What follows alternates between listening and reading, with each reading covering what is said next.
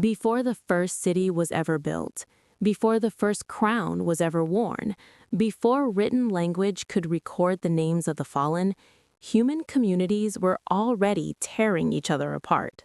In this video, you will discover the brutal truth behind humanity's oldest tradition. You'll learn why the very first recorded war in history happened over something shockingly ordinary. You'll find out why some anthropologists believe war is not natural to humans and the moment everything changed. You'll uncover how religion, drought, and land turned neighbors into enemies across every continent. And you'll meet the forgotten civilizations that were erased from history by the wars they lost. Stay with us until the end, because the final revelation about why communities go to war may change the way you see the world today. This is the fascinating origin of things. For a long time, scholars and philosophers painted early humans as noble savages, peaceful wanderers living in harmony with nature. Jean-Jacques Rousseau, the 18th century French philosopher, famously argued that war was not part of our original nature, that it was civilization itself, the fences, the farms, the ownership of things, that turned us violent.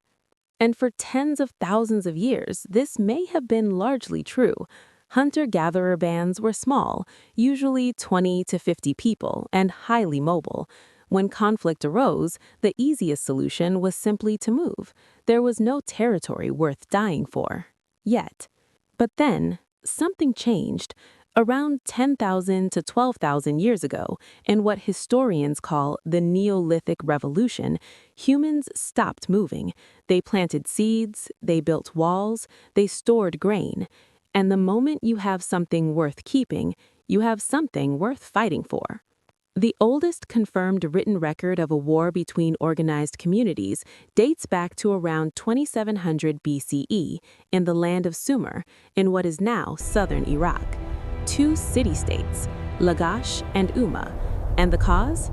A dispute over a strip of farmland called the Gu Adena, the edge of paradise.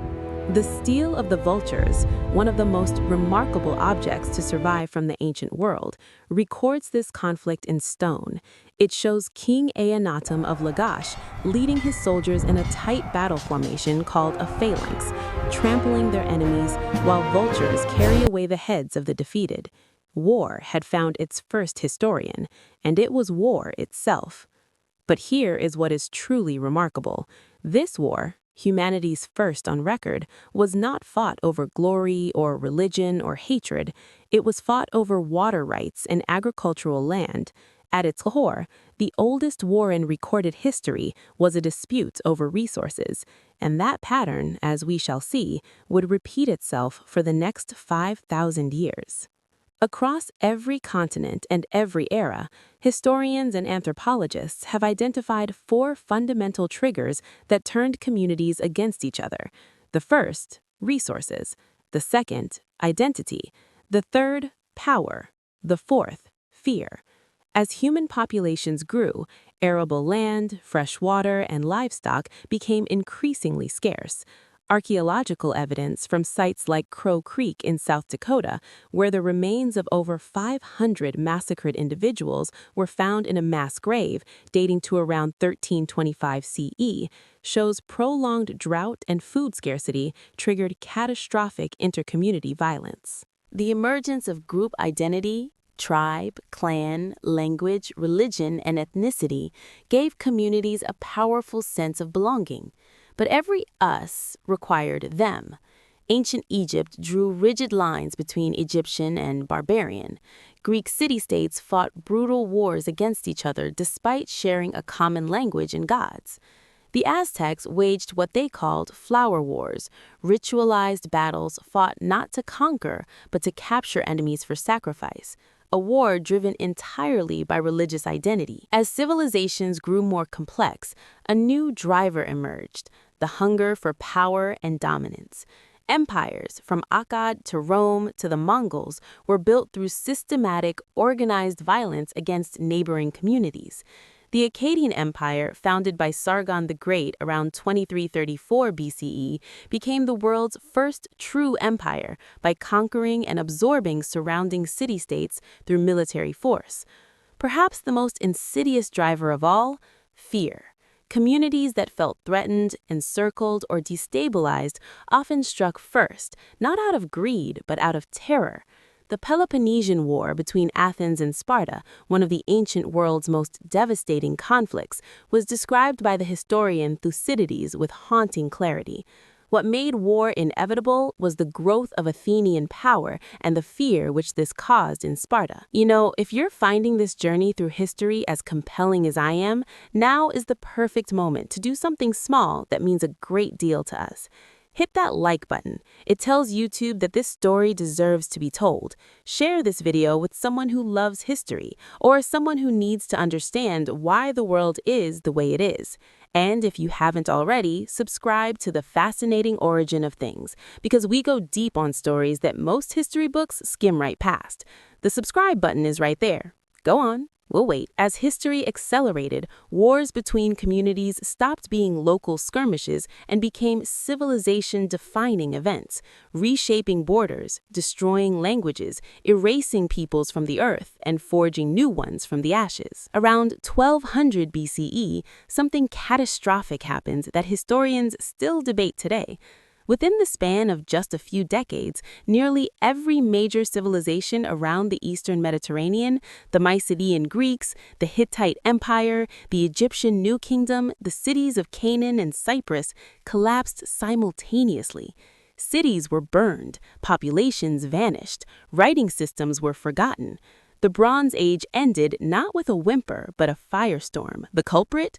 A combination of intercommunity warfare, climate change, drought, and a mysterious group known only as the Sea Peoples, aggressive, seafaring raiders whose true identity remains one of history's greatest mysteries.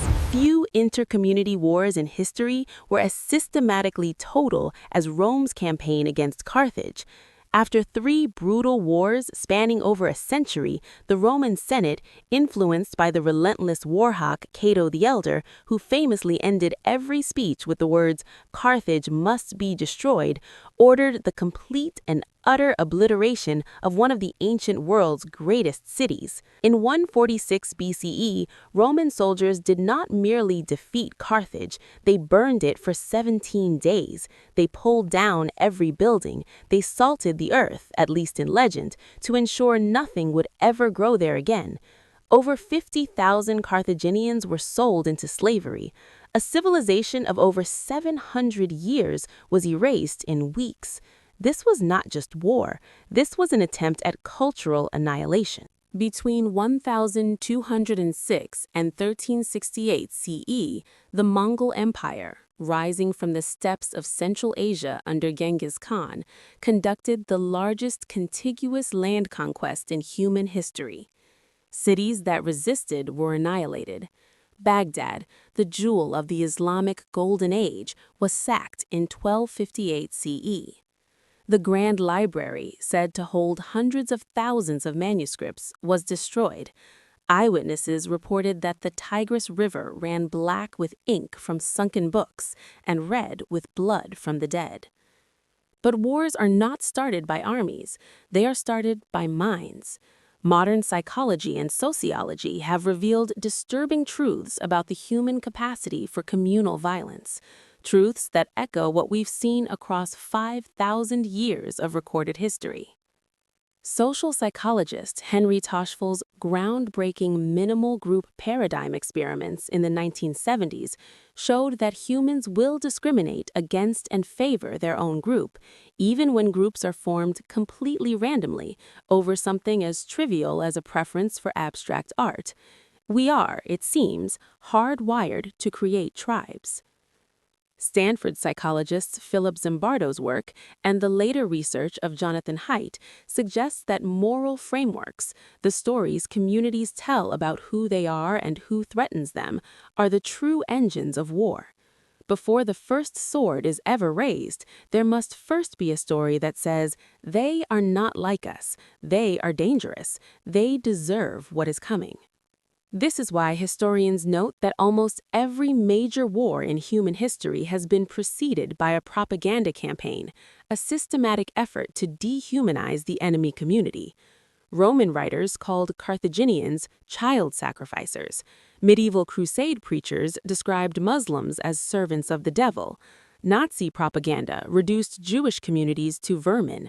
Rwandan radio called Tutsis cockroaches. The language always comes first. The violence follows. The tools have changed. The scale has changed. The body count has grown almost incomprehensibly. But the roots of war between communities remain strikingly, achingly familiar. The wars of the 20th century, the deadliest in human history, were ignited by the same four ancient sparks: resources, identity, power, and fear.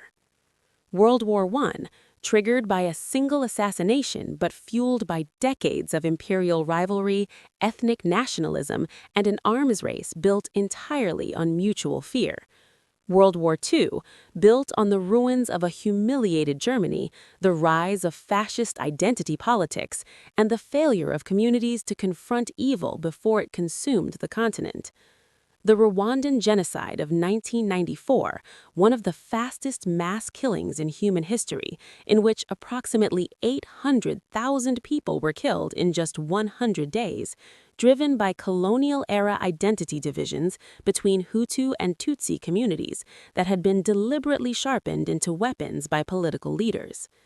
In each case, historians can trace the arc from ordinary tension to extraordinary violence, and in each case, the warning signs were there: the stories being told, the dehumanizing language spreading, the fear being weaponized. The same pattern, over and over, across 5,000 years. At the beginning of this video, we promised you a revelation that might change the way you see the world. Here it is.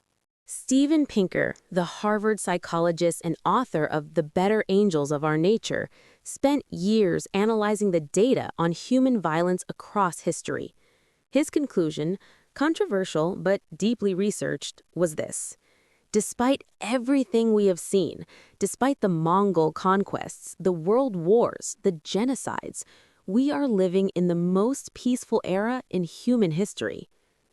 The percentage of people dying in wars and communal violence has declined dramatically over the long arc of human history. Ancient tribal societies, the data suggests, lost between 15 and 60% of their populations to intercommunity violence. Today, for all its horrors, that figure is a fraction of a percent. The absolute numbers are larger because there are more of us, but your chance of being killed by another community, by historical standards, has never been lower. This is not cause for complacency. The capacity for catastrophic war, including nuclear war, has never been greater. But it does suggest something profound. The same communities that learned to make war also slowly, painfully, imperfectly learned to make peace. War, it turns out, did not begin with evil. It began with scarcity. It began with fear. It began with the very human need to protect the people you love from a world that felt threatening. What began as survival became strategy. What began as strategy became empire. What began as empire became ideology. And what ideology destroys, it takes generations, sometimes centuries, to rebuild. The origin of wars between communities is, at its core, the story of humanity trying to solve problems with the tools it had available. And the most powerful tools we have ever developed? Not the sword, not the gun, not the bomb. The ones that have actually reduced war across history: diplomacy, trade, shared identity, and the simple, radical act of seeing the other community as human. That's the origin of wars between communities, and perhaps, just perhaps, that's also the origin of peace. Thank you for watching the fascinating origin of things. If this video moved you, informed you, or made you see history differently, please share it, like it, and subscribe for more stories that go to the very root of the world we live in.